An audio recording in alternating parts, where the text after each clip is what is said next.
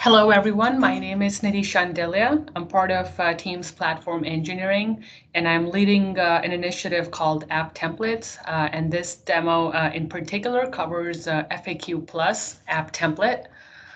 Before I go into the nitty-gritty of that, let me quickly show you what this app does. Um, so this is a question and answer bot. When you install the bot, the users get a friendly welcome message that shows the key capabilities of that bot. For example, you could ask a question, the bot will respond with an answer. When the answer is insufficient, or if the user needs more help, they can easily ask an expert. And then again, to make the bot more useful for your end users, we provide an easy way of collecting feedback. So let's jump right straight in. I have pre-populated the database, the backend of which is Q&A Maker. I've pre-populated it with a set of questions about Teams FAQ, and all I did was copy-paste, pointed to the URL for Teams FAQ, and Q&A Maker did the heavy lifting of converting them into question and answer pairs and pulling these things right in. So let me ask a question to the bot. How do I create a private chat? So as you can see, if the question exists in the knowledge base, the bot will respond back with an answer. In this particular instance, there was an existing answer, which walks people through how to start a private chat. Let's say I wanted some more information on this particular topic. I want to ask an expert. The bot then presents me with a form field where I can enter, I need more info, and then there's pre-filled whatever question I asked. I can add more context to it, but then very quickly solicit the help of experts. The bot sends me a notification outlining the status, title, description, kind of giving me keeping me up to date on the status of my request. So let's see what's happening behind the scenes. Behind the scenes, the bot posts notifications into a pre-configured list of experts or SMEs. So this is a configuration. In the configuration, I just copy-pasted the ID of my team and then just say, hey, bot, start posting notifications in this team. And this is how they render. So anyone who's part of this team has access to these notifications and can act upon those notifications and provide instant help to users. So let's say I can easily chat with a person. Chatting with myself here does not make any sense. So let's say if I click chat with Sohail, it would start a one-on-one chat with this person, and I should be able to help him with the question that he has. Other things that this bot does, it provides lightweight ticketing. So let's say I change status and see what happens. I can assign tickets, and this is all self-assignment. Whatever I do to the status ties it to me in particular. So let's say I do assign to me. It creates an audit trail right here.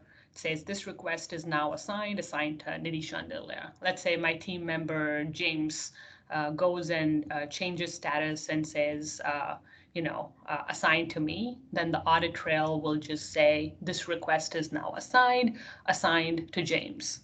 So that's how self-assignment works. So let's say I chatted with a person, I was able to help them. I can keep my team apprised that, hey team, this is how this query was resolved. Maybe we should add this question to our knowledge base or something. And then I can go ahead and close it. Again, an audit trail is maintained.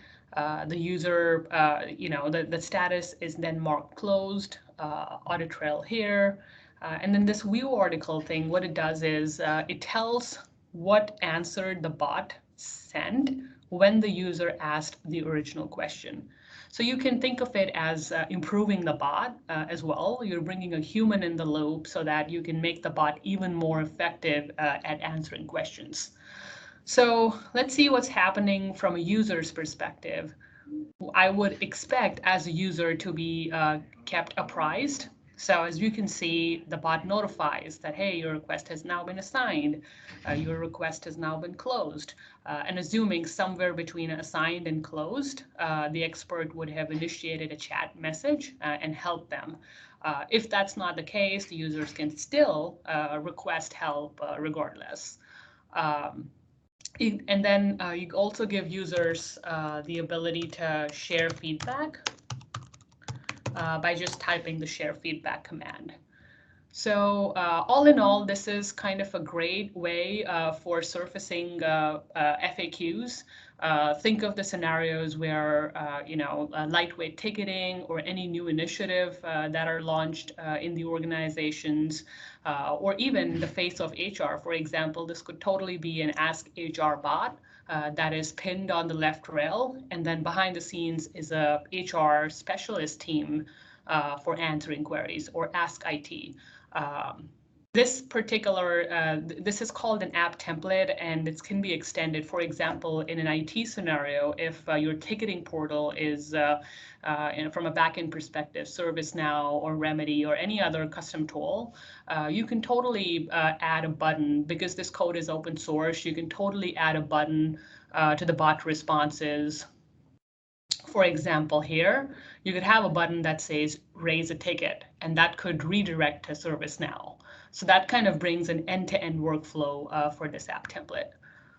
There is one other thing that I wanted to show you here is the messaging extension. So as you can see, as requests come in, it can get tedious to, take stock of everything that's coming in.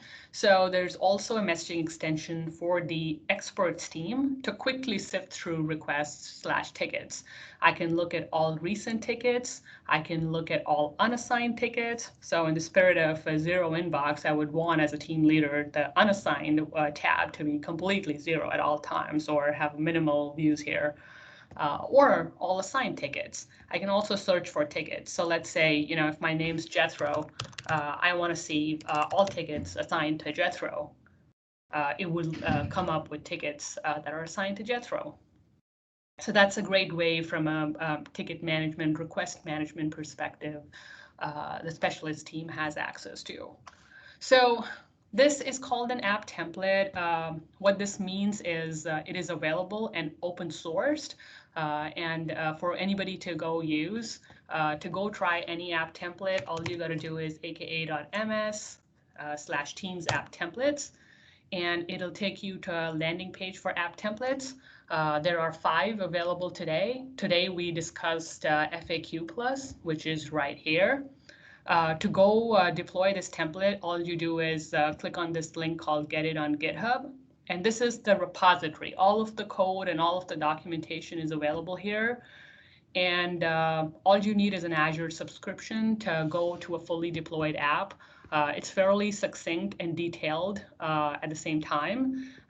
It should typically require 20-25 minutes to get set up.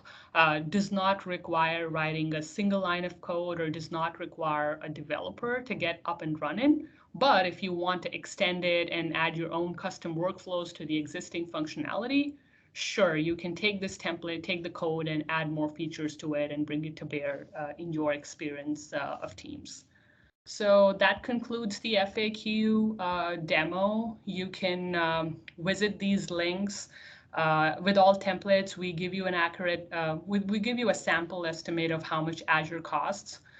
These templates would incur. Your particular cost may vary because of whatever pricing is suitable for your needs. From an InfoSec data privacy perspective, all app templates come heavily documented, from where's the data stored, where is it residing, how is it moving. And then we also give a detailed solution overview. So we're assuming our customers will publish these as their own line of business applications. And internally, they would go through the same InfoSec reviews. So we give preemptively, we give all of that information in a detailed and comprehensive manner. So go on, give this app template a try, and share feedback with us. Thank you. That's it for now.